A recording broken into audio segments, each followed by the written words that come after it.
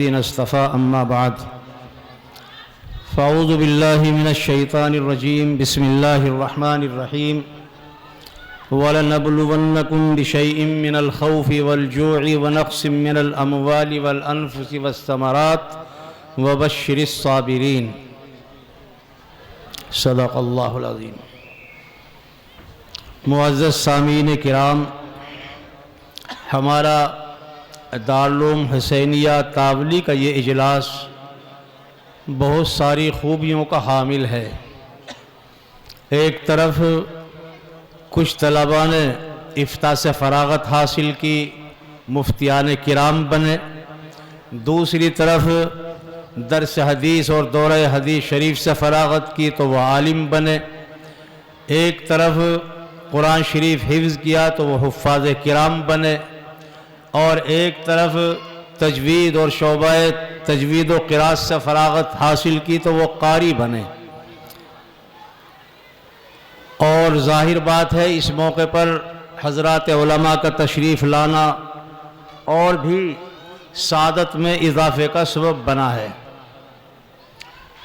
تو اللہ کا فضل، میں جو عرض کر رہا ہوں کہ کئی اعتبار سے خصوصیتیں ہیں، تو آپ حضرات کا یہ دارالعلوم حسینیہ جس کے بارے میں ہمارے اکابر نے، بڑوں نے، بزرگوں نے اور علاقے کے ذمہ داروں نے خواب دیکھا تھا کہ یہاں سے مفتیان کرام پیدا ہوں گے، علماء کرام جنم لیں گے، حفاظ کرام یہاں پر قرآن شریف حفظ کر کے قرآنی ذوفشانی اور قرآنی کرنوں سے عالم کو منور کریں گے، اور قرآن شریف کو صحت اور الفاظ کی ادائیگی کے ساتھ پورا کر کے انشاءاللہ عالم کے اندر، دنیا کے اندر قرآن شریف کو اچھے پڑھنے کا رواج ڈالیں گے۔ اس اعتبار سے یہ پہلے ہی سے مقبول رہا ہے۔ تو آج وہ اکابر ہوتے جن کے زمانے میں یہاں دورہ حدیث شریف کی تعلیم نہ ہو سکی، وہ بڑے ہوتے جو بار بار تمنائیں کر رہے تھے کہ ہم بھی وہ دن دیکھیں کہ یہاں سے مفتیان کرام پیدا ہوں، آج ان کے دل بلیوں اچھلتے۔ جیسے ان مفتیان کرام کے گھر والے خوشی محسوس کر رہے ہیں اور عالموں کے گھر والے خوشی محسوس کر رہے ہیں، اسی طرح یہ حفاظ کرام ادھر بیٹھے ہیں، ان کی مائیں بہنیں اور ان کے والدین، ان کے بھائی صاحبان خوشی محسوس کر رہے ہیں، وہ ان سے زیادہ خوشی محسوس کرتے۔ لیکن مجھے یقین ہے، میرا عقیدہ ہے کہ انشاءاللہ ان کی روحیں خوش ہو رہی ہوں گی، اور آپ حضرات کو خاص طور سے جامعہ دارالعلوم حسینیہ تاولی کے اساتذہ، یہاں کے محتمین، یہاں کے مشفق استادوں کو دعائے خیر دے رہے ہوں گے وہ بھی۔ اللہ تعالیٰ ان حضرات کو غریق رحمت فرمائے جو دنیا سے جا چکے ہیں، اور اللہ تعالیٰ اس ادارے کو ہمیشہ اسی تابانی اور ذوفشانی کے ساتھ قائم رکھیں۔ میں یہ عرض کرنا چاہ رہا ہوں کہ یہ دنیا دارالابتلاء ہے، آزمائش کا دور کہا جاتا ہے۔ یہاں ہر آدمی کو آزمائشوں سے گزرنا پڑتا ہے۔ بچہ پیدا ہوتا ہے، جوان ہوتا ہے، بوڑھا ہو جاتا ہے، کبھی بیماریاں ہیں، کبھی صحت ہے، کبھی تندرستی ہے، کبھی غربت ہے، کبھی دولت ہے، کبھی عزت ہے، کبھی ذلت ہے۔ یہ اتار چڑھاؤ انسان کی زندگی میں اللہ نے رکھا ہے، اور اس اتار چڑھاؤ سے نہ تو پیغمبر کی ذات بچی، نہ نبیوں کی ذات بچی، نہ اکابر کی ذات بچی، سب کو ان آزمائشوں سے گزرنا پڑتا ہے۔ اسی لیے آقائے نامدار علیہ السلام نے فرمایا، اِنَّ أَشَدَّ النَّاسِ بَلَاءً الْأَنْبِيَاءُ ثُمَّ الْأَمْثَلُ فَالْأَمْثَلُ، کہ آزمائشوں کے اعتبار سے سب سے زیادہ آزمائشیں یہاں پر انبیاء کی ہوتی ہے، نبیوں کی ہوتی ہے، پھر جو نبیوں کے نقش قدم پر ہوتے ہیں ان کی آزمائشیں ہوتی ہیں۔ ہماری آپ کی آزمائشیں بھی ہوتی رہیں گی، اداروں کی بھی آزمائشیں ہوتی ہیں۔ دارالعلوم کو آج جو اس جگمگاہٹ کے ساتھ دیکھا جا رہا ہے، اس کی بھی آزمائشیں ہوئی ہیں۔ وہاں بھی طلبہ پر فاقے گزرے ہیں، وہاں کے اساتذہ کو تنخواہیں میسر نہیں آئی ہیں، وہاں بھی فقر و فاقے کے اعتبار سے آزمائشیں ہوئیں، لیکن وہ اپنے امتحان میں کامیاب ہوئے اور کھرے اترے۔ اور اسی طریقے سے تفصیل کا موقع نہیں تو سب کو آزمائشوں سے گزرنا پڑتا ہے۔ اس آپ کے دارالعلوم حسینیہ تاولی کو بھی آزمائشوں سے گزرنا پڑا۔ پہلے سال رمضان شریف سے پہلے خلفشار انتشار سا ہوا، اور وہ موقع تھا کہ مدرسے کو مالی اعتبار سے ذرا مضبوط کرنے کا موقع ملے گا، اساتذہ کرام چندے میں جائیں گے، لیکن فون کی دنیا ہے، چاروں طرف فون کیے گئے، الٹے سیدھے فون کیے گئے، یہاں کچھ نہیں ہو رہا ہے، یہاں کوئی چندہ نہ دے، کوئی غلہ نہ دے، اپنے اپنے کرنے میں کوئی کمی نہیں چھوڑی گئی۔ لیکن جن کی قسمت میں تعاون تھا انہوں نے تعاون بھی کیا، اور الحمدللہ پہلی کی طرح اس سال بھی یہاں سے طلبہ فارغ ہوئے۔ رمضان شریف کے بعد بھی وہی آزمائشی دور ہوا، طلبہ کی جماعتیں آنی شروع ہو گئی، طلبہ کے داخلے شروع ہو گئے، پھر انتشار ہوا، طلبہ دیکھ دیکھ کر جاتے رہے، کچھ لوگ ان کو بدگمان بناتے رہے، وہ بھی آزمائش کا دور تھا۔ لیکن دارالعلوم حسینیہ تاولی بڑے استحکام کے ساتھ، مضبوطی کے ساتھ، یہاں کے اساتذہ، یہاں کے کارکنان، یہاں کے ذمہ داران، محتمم، منتظم، سب اپنی جگہ الحمدللہ مضبوطی کے ساتھ کام پر لگے رہے، کام میں لگے رہے۔ مولانا ممشاد صاحب بڑی اچھی بات کہہ رہے تھے کہ یوں تو شکوے شکایت کس سے نہیں ہوتے، اور کون ہے ایسا جس پر اشارے نہیں کیے جا سکتے ہیں؟ کون ہے جو ملکیت کا دعویٰ کرے کہ صاحب میں تو فرشتہ ہوں، مجھ سے کوئی قصور نہیں ہو سکتا؟ نہ کوئی ملکیت کا دعویٰ کر سکتا ہے، نہ معصومیت کا دعویٰ کر سکتا ہے۔ یہ معصومیت کا دعویٰ کا حق اگر ہے تو بھیا معصوم تو نبیوں کی ذات ہوتی ہے، اور حضرات انبیاء کے علاوہ سب خاطی ہیں، قصوروار ہیں، بس اتنا فرق ہے کسی کی کم، کسی کی زیادہ، اور کسی کی خطائیں ظاہر، کسی کی پوشیدہ ہے۔ خطاوار کلو بنی آدم خطاؤن، لیکن خطاؤں کا معاوضہ، خطاؤں کا صلہ یہ نہیں دیا جا سکتا کہ نظر انداز کر دیا جائے، ان کو صفحہ ہستی سے مٹانے کی اسکیمیں کی جانے لگیں۔ یہ تو ایسا ہی ہے جیسے گھر کا کوئی ذمہ دار بیمار ہو جائے تو اس کے ساتھ یہ سلوک نہیں کیا جا سکتا کہ صاحب اس کو گوئرے میں ڈال دو، ضلع وطن کر دو، باہر نکال دو، اور گھر سے اس کو بے دخل کر دو۔ نہیں، گھر والوں کا فرض بنتا ہے ہمدردی کا، گھر والوں کا فرض بنتا ہے اس کی تیمارداری کا، مرض کے مطابق اس کی دوا دارو کا حق بنتا ہے، فرض بنتا ہے، اور یہ ہوتا ہے۔ اسی طریقے پر یہ ادارے ہیں، ان کے ساتھ بھی گرمی، سردی، اتار چڑھاؤ، حرج مرض سب لگا رہتا ہے، لیکن بڑے خوش نصیب ہیں وہ آدمی جو اپنے ماں باپ کے آڑے وقت میں کام آتے ہیں، جو اپنے بھائیوں کے کام آتے ہیں، جو بیماری میں حرج مرض میں کام آتے ہیں۔ یوں دسترخوان کے ساتھی تو بہت مل جائیں گے، سبحان اللہ الحمدللہ کہنے والے، لیکن دوست آباشد کے گیرت دست دوست، در پریشان حالی و در ماندگی، حقیقت میں دوست وہ ہوتا ہے جو پریشانی کے اندر ہاتھ بٹائے، پریشانی میں کام آئے۔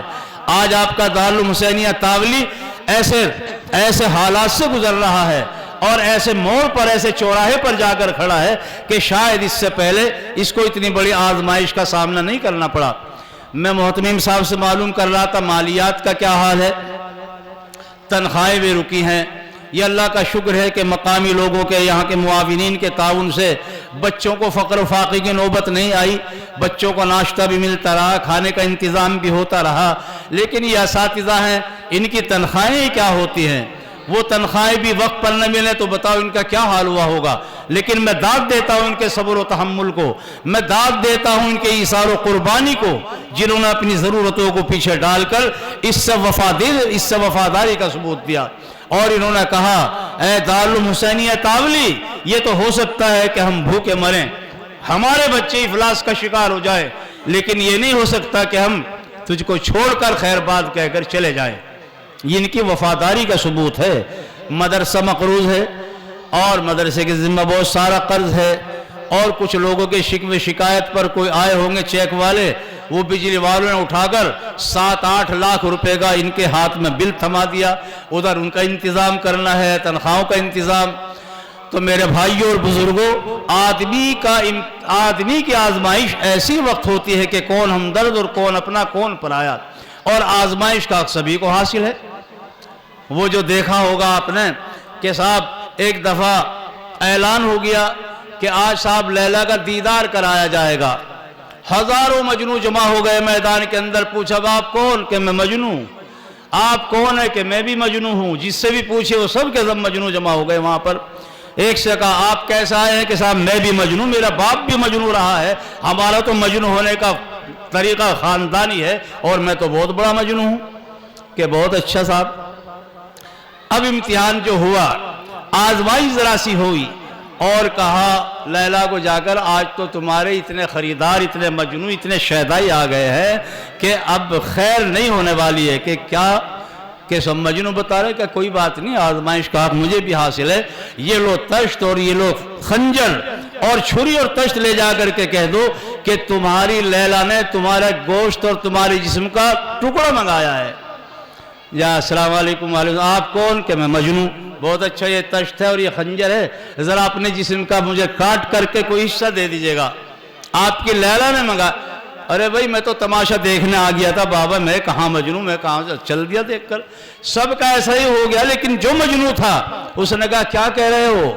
انہوں نے کہا کہ لیلا نے آزمائش کی ہے یا کیا ہے، ضرورت ہے اس کو، ضرورت کی وجہ سے انہوں نے آپ کے جسم کا گوشت مانگا ہے۔ اب وہ تو یقیناً مجنون تھا، حقیقی مجنون تھا، دیوانہ تھا۔ اس نے کہا کہ لاؤ ادھر، اور اوپر سے اپنے ہر جز کا گوشت کاٹنا شروع کیا، ہاتھ کا بھی، ران کا بھی، پیر کا بھی، کمر کا بھی، اور سر اور سینے کا بھی، اور کہا ہو سکتا ہے میری لیلا کو یہاں کا گوشت پسند ہو سکتا ہے کہ یہاں کا گوشت منگایا ہو، تم میرے جسم کے ہر حصے کا گوشت لے جا کر کے پیش کر دو، ہو گیا امتحان۔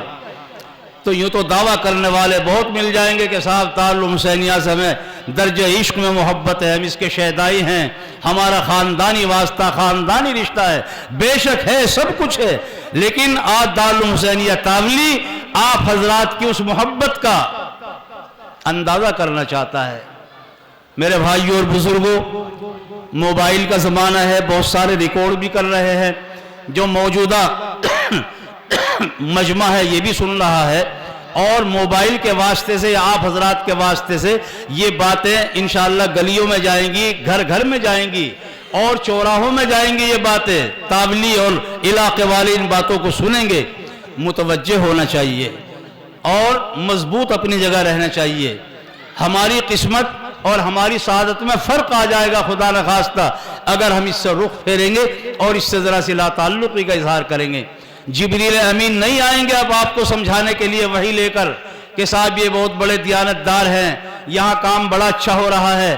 ارے بندہ خدا، جب ہمارے اللہ نے ہماری آنکھوں سے دکھا دیا، یہ فارغین کی جماعت بیٹھی ہے، یہ علماء کی جماعت ہے، یہ مفتیان کرام کی جماعت ہے، یہ حفاظ کرام کی جماعت ہے، اور یہ قراء کی جماعت بیٹھی ہوئی ہے، تو ہمیں یہ گننا ہے، ہمیں اور اس سے زیادہ کیا مطلب؟ بس اس سے بڑی اور دلیل کیا ہو سکتی ہے؟ کوئی اگر کہنے لگے صاحب سورج نکلا ہوا ہے، اس سورج کی دلیل بتائیے کہ کیا ہے سورج نکلا ہوا ہے، بابلے سے بابلا آدمی کہیں گے احمق ہو گیا، پاگل ہو گیا ہے تو، ارے دن دہاڑے کا سورج نکلا ہوا ہے، یہ جگمگا رہا ہے، دھوپ پھیلی ہوئی ہے، دنیا روشن ہے، اور تو دلیل مانگ رہا ہے اس چیز کی کہ صاحب مجھے بتائیے کہ سورج کے نکلنے کی دلیل کیا ہے؟ اب اس کی مقبولیت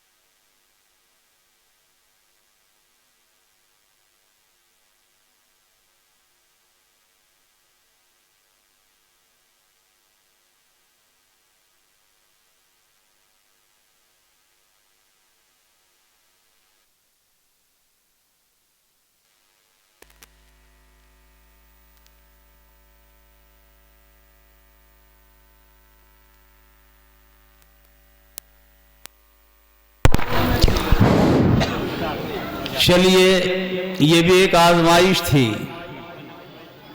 कि माशाअल्लाह ये शौकीन हजरात हैं, तमाशाई हैं। अगर तमाशाई होते तो लाइट के जाने पर सब चल देते उठ उठ कर। बात तो हो नहीं रही, क्या करेंगे बैठकर। लेकिन आप सब हजरात पास हैं और हम अपनी इस बात को यही पूरी कर रहे हैं। हजरत तशरीफ ला चुके हैं और ये बच्चों की जो जमात बैठी हुई है, इनका सिलसिला आप हजरात के सामने ख़त्म बुखारी का आने वाला है इंशाअल्लाह। अस्सलामु अलैकुम।